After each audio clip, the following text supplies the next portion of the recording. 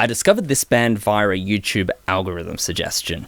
The glassy-eyed, gothy image seemed right up my alley, but to my surprise, and evidently to the surprise of all those in the comment section, it ended up being this upbeat pop music.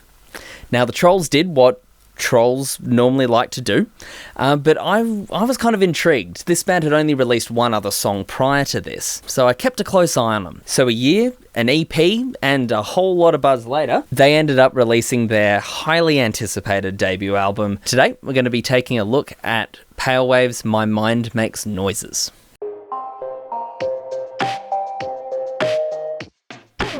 In the year leading up to the album's release, Pale Waves were drip feeding us a song every few months. And whilst these were fantastic singles, after a while they started to sound all a little bit similar. So I was a little bit worried when I pre-ordered this album that it was going to sound a bit more like a collection of greatest hits, rather than its own cohesive piece of work.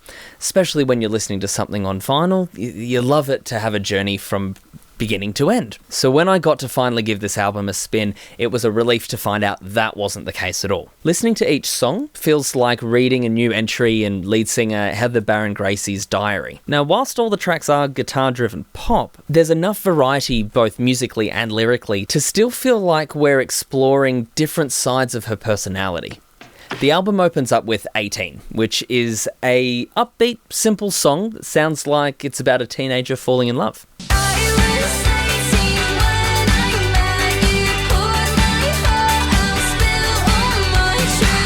Now, this isn't a standout track by any means, but as an album opener, the track actually works really well. Many later songs on the album do have quite a similar sound, but with lyrics leading into a much darker kind of territory. I see the song 18 as almost a little bit of misdirection as to what's going to come in this album. When we get to track 3, Noises, it's easy to just miss the lyrics entirely because of the damn catchy music.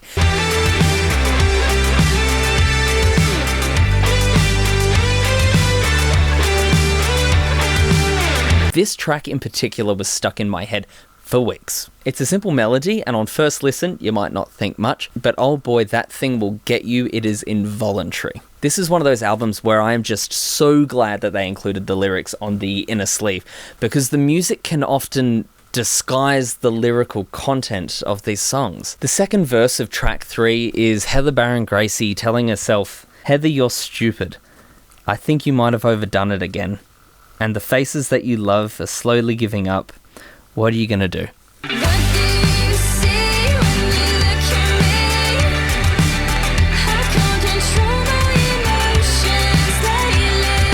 But the lyrics on this album aren't all spiraling low self-esteem and emotional exploration. There's some fantastic moments of storytelling as well. Here's a clip from track 4, Came In Close.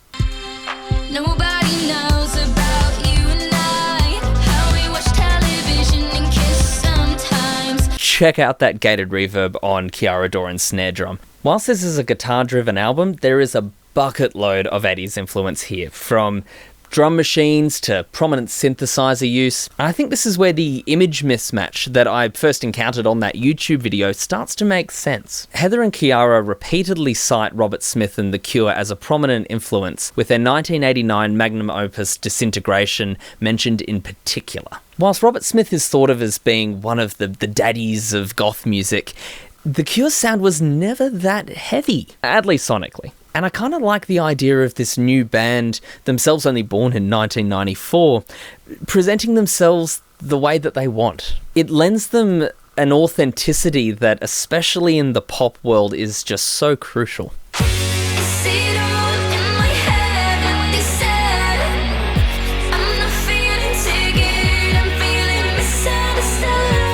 Now, the oldest that Heather and Kiara were when writing this album was age 24, and this does become more apparent in the album's occasional missteps. Where this feels most obvious is in the closing track of the first LP, When Did I Lose It All? It's the first real ballad of the album, and it does help to break it up sonically, but the lyrics start to verge on being a little saccharine and stale. I was never lying, desperately trying for us, desperately trying for us. And it's one of those moments on the album where the lyrics and the music match each other in feeling. It briefly meanders into melodramatic territory, and I would have loved to have seen a little bit more deeper lyrical exploration. I do have to admit, though, the guitar solo outro on this song is pretty redeeming.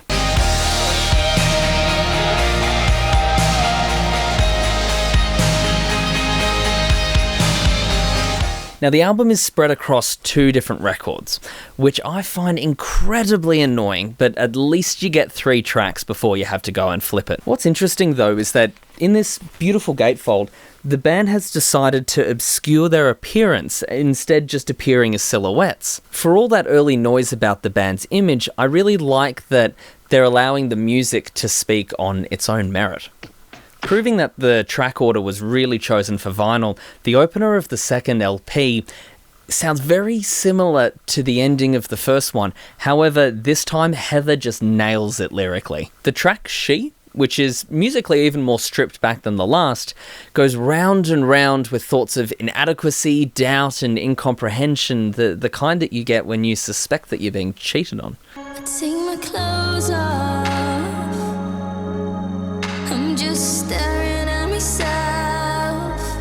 You wasn't satisfied enough. The words are raw and blunt, and there's nothing catchy at all about the sparse synth instrumentation. And after all the previous tracks, that certainly isn't a bad thing. This track won't satisfy every fan, but it flies in the face of all those naysayers who said that Pale Waves only has one sound. Are you getting off with someone else? Don't you lie? I can tell. The rest of the album lifts the pace back up, and we are back into goth party mode. There are many strong tracks, but the standout is the one that I came across on that first day on YouTube, Television Romance. I was actually surprised when I first heard it on this album because it seems to be a re-recording of the original single that was released nearly a year prior.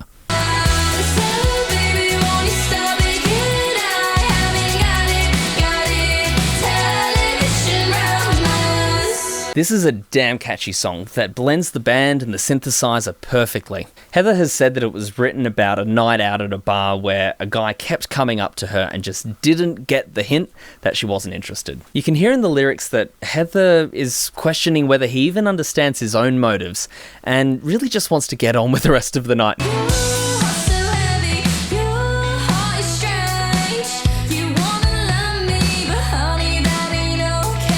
Now, listening to this album on vinyl, that 80s sound does get a bit of a boost and also takes away a bit of that pristine, glossy sheen that a lot of pop music tends to have.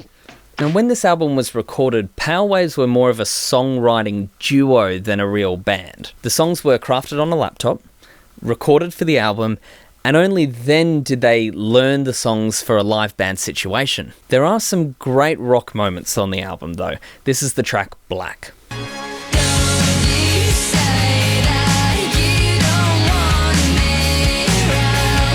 And then the album comes to a close with a song that, whilst a good track, does stick out like a sore thumb. And to be honest, that was probably inevitable. They recorded that in the space of 2 hours in a dimly lit studio with just Heather and her guitar. I was 14.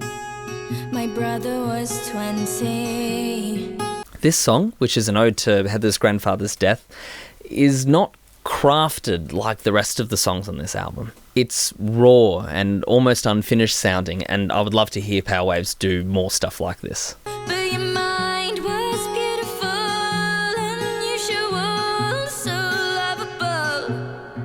So all in all, I really like this album, and whilst there are moments of naivety, the whole thing is pretty strong, especially for a debut. If you're a fan of authentic, non-executive driven, honest pop, I'd recommend picking this up. With writing for their next album already underway, the band is taking a different approach. They've got a rehearsal space and they're fleshing out their songs live. Considering that one of my favourite parts of this album is when they went a little bit more rock, I'm really looking forward to seeing what that different method of writing does to their sound. Well, thank you for tuning in, everyone. I appreciate you taking the time to join me in my little record corner and have a bit of a listen to something from my collection. At this point, if you haven't already, feel free to chime in, maybe disagree with me down in the comments section. I'd love to hear how you think I went. Until next time.